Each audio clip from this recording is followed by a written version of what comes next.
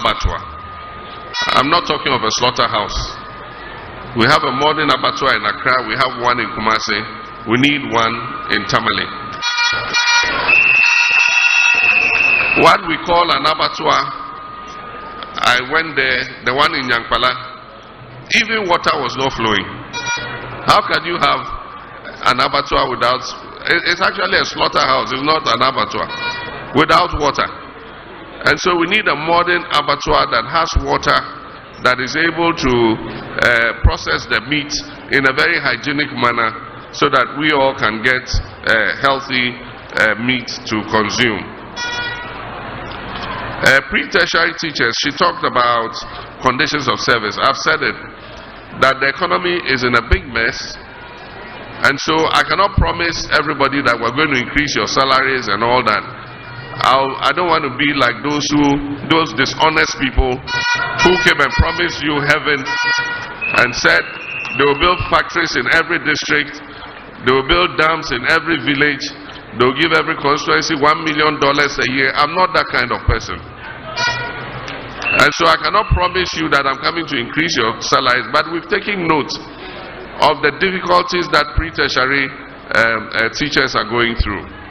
And I've suggested some of the solutions. And one is that we will help you with accommodation in the schools so that more teachers can stay in school. One of the reasons a lot of teachers do not want to go on posting to certain areas is because they cannot find accommodation. There have been some rural areas where nobody rents a house or a room, and so you have to stay in town and commute to school every day. And the cost of transport will eat up all your salary. So we've spoken with all your colleagues, all the regions we've gone, we've had teachers, talking about the challenges. But when we come into office, we'll open the books. We'll open the economy for everybody to see what is there. You can only share what you've created. And so when we all see the books, then we will create and then we can share. You can't share when you've not created. And you know the situation in which this economy is. Now all those who contributed to the mess are trying to run away as if they were not part of it. People have begun saying, oh, they were not in charge, they were not listening to them and all that. All of them, they inside. Jack Toronto and all his small brothers, all of them are part of the mess that we're going through. None of them can escape responsibility, none of them. Because they've all been a part of this. They all sat in cabinet together. They all took those decisions together. Anytime they were going to borrow from the Eurobond market, they approved it in cabinet. They sat in cabinet and approved it. In 6 years, you went and borrowed $13.5 billion. And you did nothing with it. So today you can't come and tell us you were not part of it. All of them are part of the mess in which we find ourselves. And Ghanaians are going to send them packing for the hardship that they've inflicted on us, for the debt that they've swallowed us in. And they must go home and go and learn their lesson. NDC is coming back, winning this election, and we have the men and women that are going to restore this country's economy and finances back to a healthy condition. And let me put this thing to rest once and for all. They always talk about the mess John Mahama left us, the economic mess he left us. I mean, let's just go down a comparison lane. When I left office, the debt to GDP was 57%. Today, the debt to GDP is more than 100%. It means if you take all Ghana's GDP and you turn it into money, you use it to pay all our debts and you still owe 3%. Our debt to GDP was 57%.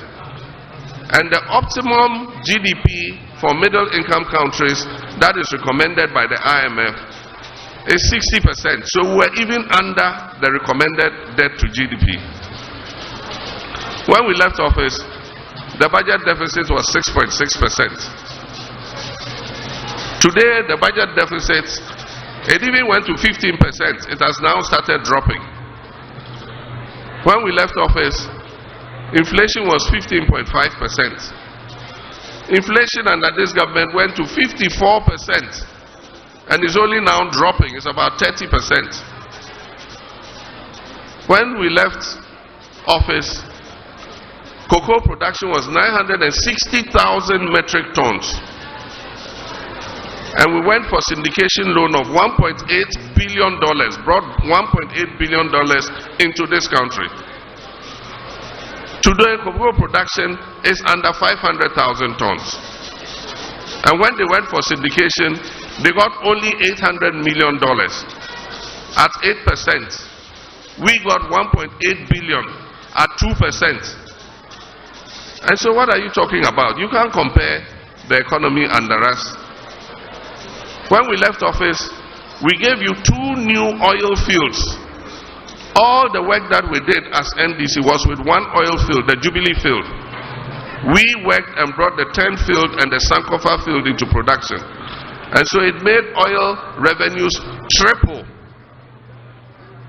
When we left office, we had solved Dumso. We bought enough generation. We established ESLA to pay the legacy debt. Today, Dumso is back. You can't pay the independent producers. And all of you know Dumso is back, just that they don't want to announce a timetable. Yesterday when I came to Tamale, the lights were off the whole day. And so, this thing they keep saying, Mahama left a mess, we came and repaired your mess. Before I left office, the IMF said that Ghana's economy was going to grow by 8%. And it grew by 8% and more in 2017. And in 2018, it dropped. When their own policies started kicking in, you look at the GDP growth rate. From the high of 8% that they inherited from me, the next year it went to 6 point something, 5 point something, until when COVID hit, it went to 0. So that myth about you left us a mess, you left us a mess. When you came into office, the Kufuor Eurobond was left with 270 million to pay. Where did you get that money to pay? Mahama left it in the sinking fund because I knew that debt was coming up. That was visionary because I knew that if a new government came, it was going to be difficult to find 270 million at once to pay off the Kufuor Eurobond. So we left it in the sinking fund. They came and met it. In October, they just took it and paid the Eurobond. And after that, they didn't put any money in the sinking fund again. That's why when COVID hit, we had no money to defend ourselves. I set up the stabilization fund. When COVID hit, they didn't know where to find money. We told them, go and look in the stabilization fund. I left money in there. Went and took 300 million, from the stabilization fund. I set up the Ghana Investment Infrastructure Fund. The Ghana Infrastructure Investment Fund. And I put $270 million seed money in that fund. Today, that's what you are using to build your Agenda 111 hospitals.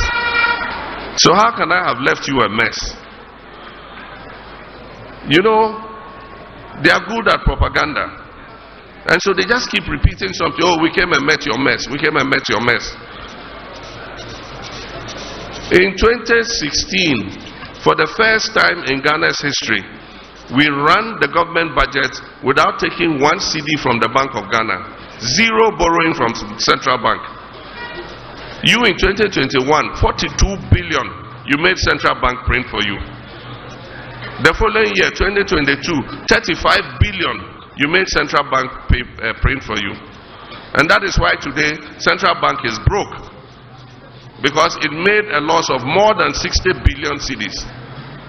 When I was president, Central Bank made a profit of more than 1 billion cedis. And so that propaganda must stop once and for all. You didn't inherit a mess. You inherited an economy that was doing well. It is you, by your mismanagement, your clueless finance minister, and your clueless head of economic management team who now wants to run away from economic issues to become the champion of digitalization. It is they who have created this mess.